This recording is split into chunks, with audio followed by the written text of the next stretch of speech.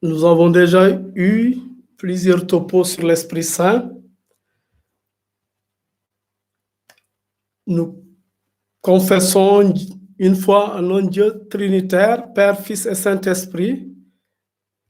Nous savons que Jésus, avant de quitter ses apôtres, ses amis, leur avait demandé d'aller dans le monde entier, de baptiser au nom du Père, du Fils et du Saint-Esprit en Matthieu 28, 19.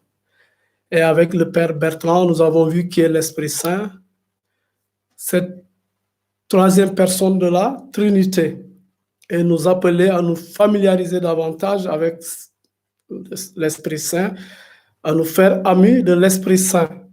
On est certainement plus à l'aise quand on parle du Père, du Fils, mais l'Esprit, on n'a pas souvent ces liens d'amitié et nous inviter à le faire.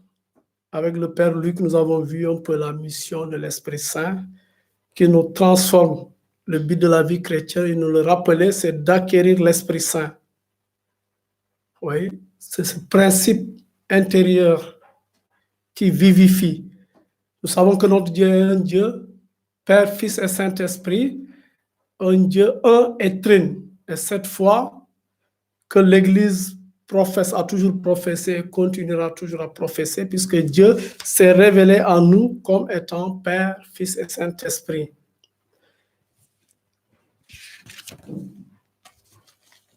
Avec Gaël, nous avons vu comment vivre de l'Esprit Saint, comment l'Esprit agit en nous. En lisant Jean 14, le verset 16, nous voyons Jésus qui promet un autre paraclet. Je vous enverrai auprès du Père un autre paraclet. Un autre paraclet, c'est ce qui veut dire qu'il y a déjà un paraclet qui est déjà passé, et c'est Jésus lui-même qui a porté la bonne nouvelle, qui a laissé cette bonne nouvelle à ses apôtres et qui promet d'envoyer un autre paraclet. Paraclet, le consolateur, l'intercesseur, le défenseur. Cet esprit, il nous donne la garantie que cet esprit restera avec nous jusqu'à la fin des temps. Le Père enverra en mon nom le paraclet qui vous rappellera tout ce que je vous ai dit et enseigné. Et nous avons vu qu'à la Pentecôte, cet esprit est effectivement descendu sur les apôtres qui étaient terrés, qui s'étaient cachés par peur, mais avec la force de l'Esprit Saint, ils vont sortir, ils vont s'adresser à toutes les nations qu'ils ont pu atteindre pour leur dire que Christ est mort, Christ est ressuscité, c'est le Messie, et cette bonne nouvelle va traverser les siècles et elle est arrivée jusqu'à nous. Les chrétiens continuent à vivre de cet esprit que Jésus nous a laissé, qui continue à être vivifié. Nous avons vu ce matin avec la lecture des Actes des Apôtres, Gamaliel, qui dit à ses frères juifs, ces gens qui parlent de Jésus-Christ, si c'est une œuvre qui vient de Dieu, vous ne pourrez rien. Et vous risquez même d'être en opposition à Dieu. Ce n'est pas ce qui est recherché. Alors, laissons certainement faire. Si vraiment cette œuvre vient de Dieu, vous ne pourrez rien. Si ça vient des hommes, comme beaucoup se sont manifestés, ça va disparaître. Il va les aider à faire ce discernement. Et l'histoire nous montre que, effectivement, la bonne nouvelle va traverser les siècles et elle continuera. Parce que c'est une parole sûre que Jésus nous a laissée. L'évangile, c'est quelque chose de sûr, de fondé. Jésus a-t-il annoncé la venue de notre paraclet? Je veux un peu plus m'appesantir sur ça. Il est arrivé dans l'histoire que certains disent, bon, Jésus est venu, il a annoncé quelqu'un qui doit venir, qui doit parachever toute la révélation. Alors que nous, chrétiens, nous disons que Jésus, c'est vraiment la dernière parole. C'est le Dieu vivant, c'est le Verbe de Dieu fait chair qui nous a apporté le tout. Donc, il n'y a pas un autre Messie que nous devons attendre. L'histoire nous montre que certains se basent sur ce texte de Jean 14, 16, le verset 16. Je vais vous envoyer un autre paraclet pour dire qu'effectivement, Jésus a annoncé un autre Messie. Des siècles avant, l'Église a toujours professé la foi en Dieu, Père, Fils et Saint-Esprit avec le Concile de Nicée-Constantinople. On a plus formalisé cela en professant la foi en la Trinité, l'Esprit Saint qui procède du Père et du Fils. Pourquoi cette confusion continue à être alimentée? On ne sait pas pourquoi. Mais bien avant que certaines polémiques ne naissent, la foi de l'Église a toujours été celle-là, professer un Dieu, un et trine. Je crois que les prédécesseurs sont revenus sur cette trinité.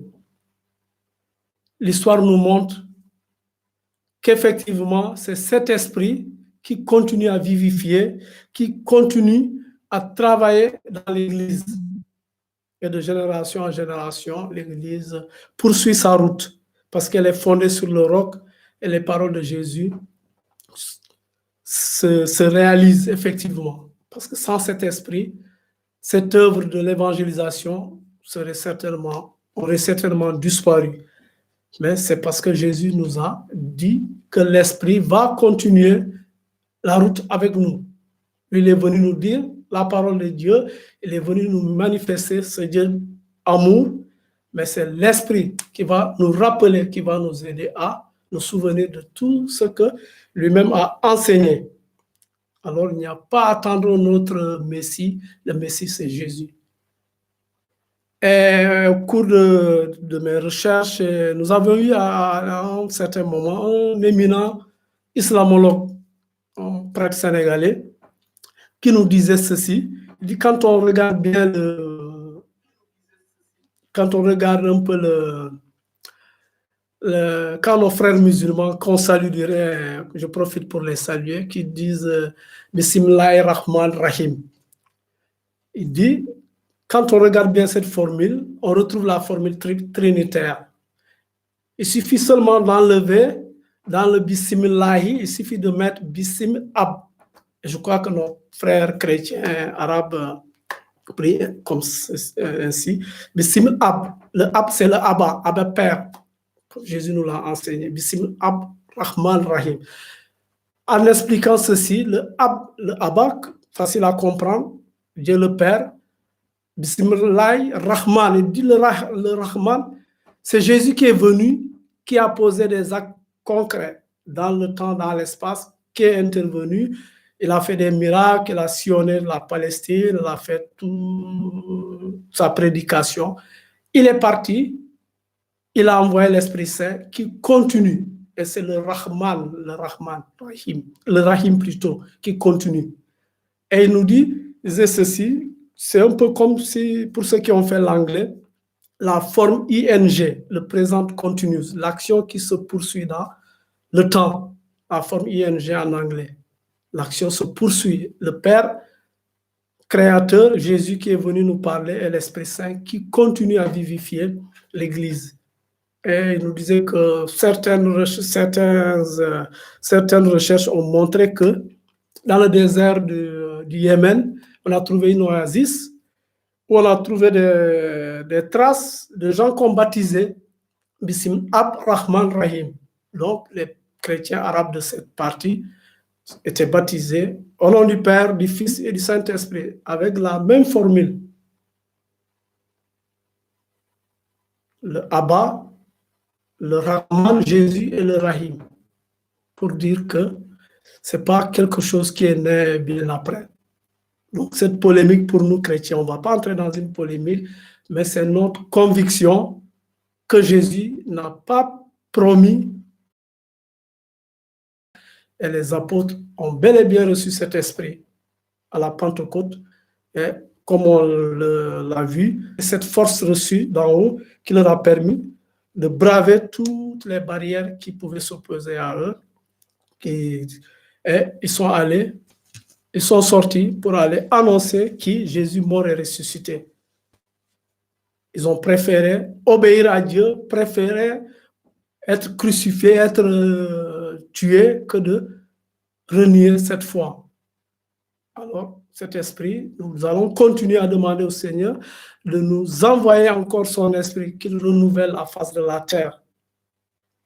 Parce que l'esprit nous est donné et Jésus nous a dit qu'il va nous accompagner. Lui, il est parti physiquement, il n'est plus avec nous. On le reçoit par les sacrements, on le reçoit par l'Eucharistie, par sa parole, et il nous dit que l'Esprit va continuer à nous accompagner. Alors, notre non seul Dieu, Père, Fils et Saint-Esprit, ça tient bel et bien la route. Oui. L'Esprit nous est donné pour continuer cette œuvre que Jésus a commencé. Le Père a créé, Jésus, le Fils, est venu nous parler, et c'est cet Esprit qui va continuer à nous accompagner. Et Jésus nous a donné la garantie qu'il sera avec nous jusqu'à la fin des temps. Donc, restons fermes dans cette vérité de foi, dans nos convictions, que l'Esprit continue avec nous chemin, que l'Esprit travaille dans l'Église, que l'Esprit travaille dans nos cœurs, et que nous n'avons pas à avoir peur. Aucun Messie n'a été annoncé après Jésus. Jésus, c'est le Messie qui est venu, qui a fait ce qu'il devait faire, qui nous a montré le chemin qui nous conduit au Père et qui, surtout, nous a laissé son esprit, l'esprit qui procède du Père et de lui-même, qui nous a laissé cet esprit pour qu'il nous accompagne. Parce que nous sommes faibles et nous avons besoin d'intérioriser cette parole que le Christ nous a laissée et surtout d'avoir la force de témoigner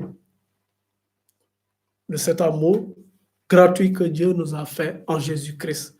Alors, frères et sœurs, nous allons conclure en priant l'Esprit Saint qu'il nous aide à sortir, qu'il nous aide partout où nous sommes à témoigner de la vérité de foi que nous avons reçue, de cette foi qui nous a été transmise par les apôtres, on ne le dira jamais assez, par ces apôtres qui ont reçu la force d'en haut et qui sont sortis de génération en génération.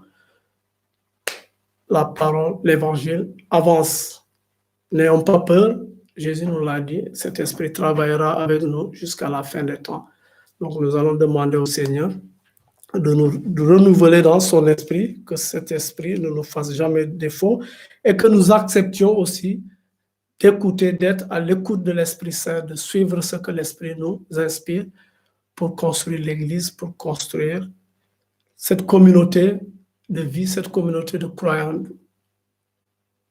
Jésus a fondé son Église sur le roc, n'ayons pas peur. Il peut y avoir des vagues contraires, la pirogue peut tanguer, mais l'Esprit nous ramènera toujours à bon port. Alors, Seigneur Esprit Saint, nous te confions ce monde plus ou moins désemparé, nous te confions notre chère Église, notre mère, pour que tu aides les uns et les autres à toujours avoir les yeux fixés sur Jésus-Christ, lui qui est chemin, vérité et vie. Oui, Seigneur Esprit Saint, sois avec nous, accompagne-nous et que nous puissions continuer à être témoins de ce Dieu vivant, ce qui s'est révélé à nous. Toi qui es l'amour, qui unit le Père et le Fils, soit cet amour qui unit également tous les baptisés, tous les chrétiens, aujourd'hui et pour les siècles des siècles. Et merci de votre attention. Nous allons à présent passer à l'adoration du Saint-Sacrement.